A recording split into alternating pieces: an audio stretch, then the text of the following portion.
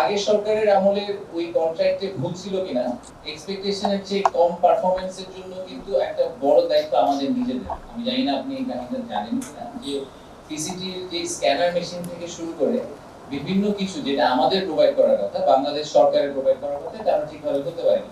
তো ওনারা অনেক ধরনের প্রোডাক্ট আসলে পিসিটিতে ডকই করতে পারেন না, কারণ আমরা আমাদেরকে যেগুলো প্রমিস করেছিলাম দিব সেগুলো দেওয়া হয়নি।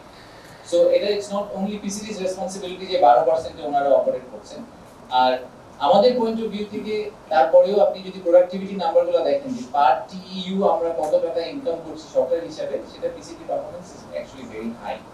তো আগের সরকারের আমলে ওই কন্ট্রাক্টে ভুল ছিল কিনা সেটা নিয়ে যদি আমরা এখন, যেহেতু পিসিটি টেকনিক্যালি ওরকম আমরা যেরকম আমাদের পাওয়ারের কেসে বেশ কিছু কেস আছে যেগুলো খুবই আইডেন্টিফাইড ইস্যু, যেগুলো নিয়ে ফজল কবির স্যার কাজ করছে, সেগুলো স্পেসিফিক ইস্যু যেখানে there is very clear evidence যে কোনো ধরনের মিসহ্যান্ডলিং করা হয়েছে।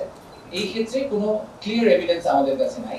এটাকে তদন্ত করে এটার পিছে যদি আমরা এখন সময় নষ্ট করার চেষ্টা করি, তাহলে যেটা হবে যে আমরা সামনের দিকে যেগুলো করতে চাচ্ছি সেগুলো আর করতে পারবো না। এই জন্য আমাদের জেনারেল প্রেফারেন্স কিন্তু হচ্ছে সামনের দিকে এগিয়ে যাওয়ার চেষ্টা করা, আনলেস মনে হচ্ছে যে পিছের একটা কিছু এত বড় ভুল হয়ে গেছে যে এটাকে ঠিক করতে হবে। সো এই কারণে আমার এই মুহূর্তে আমার আনসার হচ্ছে যে there is no plan to upload that contract. আর সামনে যে কন্ট্রাক্টগুলো হবে সেই কন্ট্রাক্টগুলোর ক্ষেত্রে আমরা আমাদের ফিল্টারগুলো খুব ক্লিয়ার, সেটা হচ্ছে যে ন্যাশনাল ইন্টারেস্টকে সার্ভ করা।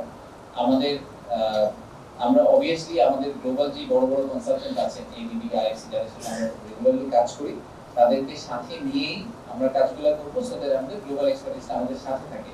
আপনারা এইটা তো হয়তো সবাই ইন প্রিন্সিপাল এগ্রি করবেন যে এখনকার লিডারশিপ টিমে জেনারেলি ন্যাশনাল ইন্টারেস্টের বাইরে কোনো কথাবার্তা হয় না।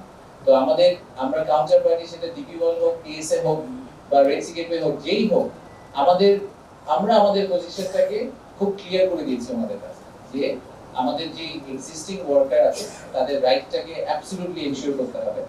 তাদেরকে এনশিওর করতে হবে যে তারা তাদের যথেষ্ট পরিমাণ স্কিল ট্রান্সফারের যে ব্যবস্থাটা ওনারা আমাদের করে দিবেন। ওনারা ট্রেনিং ইনস্টিটিউট করতে পারেন, whichever form, ওনাদেরকে মেক শিওর করতে হবে যে ওনার স্কিলটা যাতে ট্রান্সফার করতে পারেন, আমাদের নিজেদের ওয়ার্কফোর্স যাতে ওভাবে তৈরি হয়ে যায়।